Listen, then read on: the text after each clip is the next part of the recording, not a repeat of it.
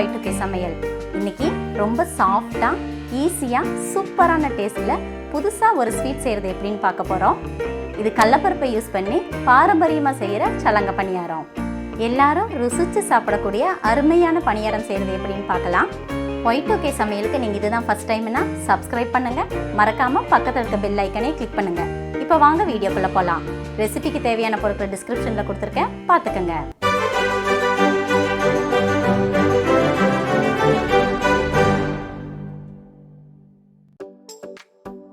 First ஸ்டஃபிங்க்கு தேவையான கடலைப்பருப்பை ready பண்ணிக்கலாம். அதுக்கு ஒரு பவுலில் 2 கப் அளவுக்கு கடலைப்பருப்பு எடுத்துக்கலாம். கடலைப்பருப்பை 2-3 டைம் அளவுக்கு நல்லா வாஷ் பண்ணிக்கலாம்.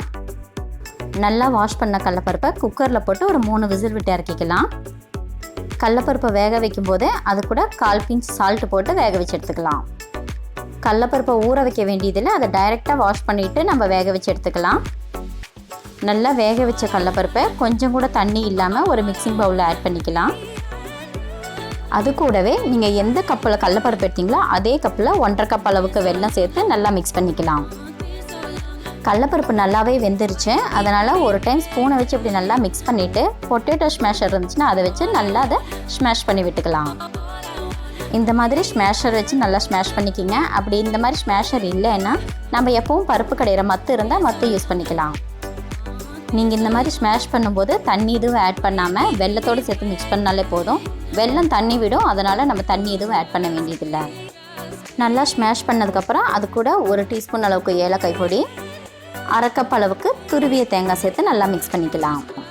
தேங்காவை நீங்கள் வறுக்க வேண்டியதில்லை, அதை டைரெக்டாகவே ஆட் பண்ணிக்கலாம். இந்த பணியாரத்தை 2-3 நாள் வரைக்கும் வச்சு சாப்பிட்லாம், ஸ்பாயில் ஆகாது. சலங்க பணியாரத்தோட ஸ்டஃபிங்க்கு தேவையான கடலைப்பருப்பு ரெடி ஆகிடுச்சு. அடுத்தது சலங்க பணியாரத்துக்கு டிப்பிங்க்கு தேவையான மாவை ரெடி பண்ணிக்கலாம். ஒரு மிக்சிங் பவுலில் 1 கப் அளவுக்கு மைதா மாவு, அது கூடவே 1/4 கப் அளவுக்கு அரிசி மாவு, ஒரு பிஞ்ச் சால்ட் போட்டு நல்லா மிக்ஸ் பண்ணிக்கலாம். பணியாரம் கொஞ்சம் கிறிஸ்பியாக வரணுன்றதுக்காக நம்ம அரிசி மாவை ஆட் பண்ணியிருக்கிறோம்.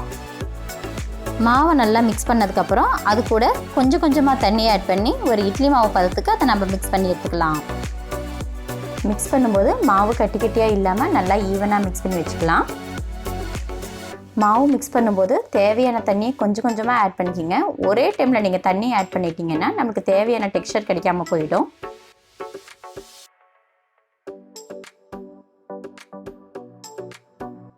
பாருங்கள், கொஞ்சம் திக்கான கன்சிஸ்டன்சியில் நம்மளுக்கு டிப்பிங்க்கு தேவையான மாவு ரெடி ஆயிடுச்சு.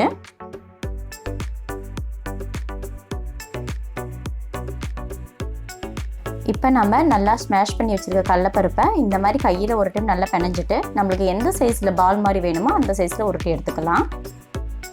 நம்ம தண்ணியே ஆட் பண்ணாதனால கையில் கொஞ்சம் கூட ஒட்டாத ஸ்டஃபிங் ரெடி ஆகிடுச்சு.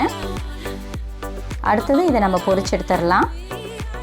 ஒரு பேனில் எண்ணெய் நல்லா சூடானதுக்கப்புறம் நம்ம ரெடி பண்ணி வச்சுருக்க கடலைப்பருப்பு பாலை இந்த மாவில் போட்டு டிப் பண்ணி எடுத்து எண்ணெயில் போட்டு பொரிச்சு எடுத்தால் நம்மளுக்கு தேவையான சலங்க பணியாரம் ரெடி ஆகிடும். பொரிக்கும் போது அடுப்பை ஹை ஃப்ளேம்லேயே வச்சு பொரிச்சு எடுத்துக்கோங்க. டிப்பிங்க்கு யூஸ் பண்ணுற மாவு கெட்டியாக இல்லாமல் இருந்துச்சுன்னா நீங்கள் இதை பொரிக்கும் போது அது பிரிஞ்சு வரக்க சான்சஸ் இருக்குது. ஸோ டிப்பிங் மாவு நல்லா திக்கான கன்சிஸ்டன்சியில் இருக்கிற மாதிரி பார்த்துக்கோங்க. 2-3 நிமிஷம் அளவுக்கு நீங்கள் அதை பொரிச்சாலே போதும். மேலே இருக்க லேயரோட கலர் நல்லா சேஞ்ச் ஆகிற வரைக்கும் அதை பொரிச்சு எடுத்துக்கலாம்.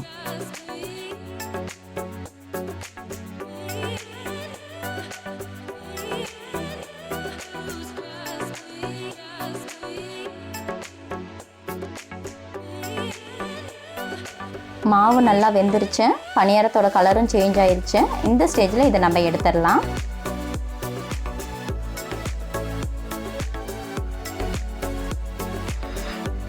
கொஞ்சம் கூட எண்ணெய் இல்லாத பொரிக்கும் போது வீடே மணக்கிற சூப்பரான சலங்க பணியாரம் ரெடி. ரொம்ப சாஃப்டா ரொம்ப டேஸ்டியான பாரம்பரியமான சலங்க பணியாரம் ரெடி.